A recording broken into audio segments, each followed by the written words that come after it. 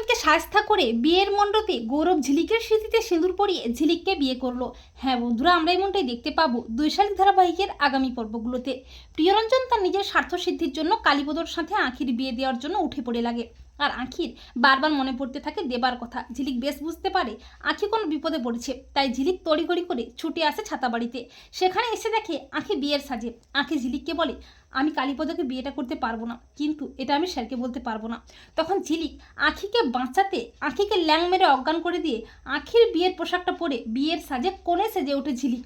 ঝিলিক কায়দা করে কালীপদ শরবতে ওষুধ মিশিয়ে দেয়, আর কালীপদ সেই শরবত খেয়ে ভীষণ অসুস্থ হয়ে পড়ে। ঝিলিক বলে, এই বিয়ে হবে না, বর অসুস্থ হয়ে পড়েছে।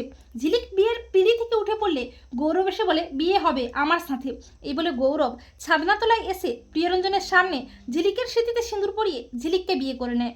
আর তা দেখে সবাই তো চমকে যায়, আর প্রিয়রঞ্জন নিজের জালে নিজেই ফেঁসে যায়। তো বন্ধুরা, তোমরা এটি চাও তো যে প্রিয়রঞ্জনকে শায়েস্তা করে বিয়ের মণ্ডপে গৌরব যেন ঝিলিকের স্মৃতিতে সিঁদুর পরিয়ে ঝিলিককে বিয়ে করে নেয়? কমেন্ট করে এক্ষুনি জানিয়ে দাও তোমাদের মতামতটি।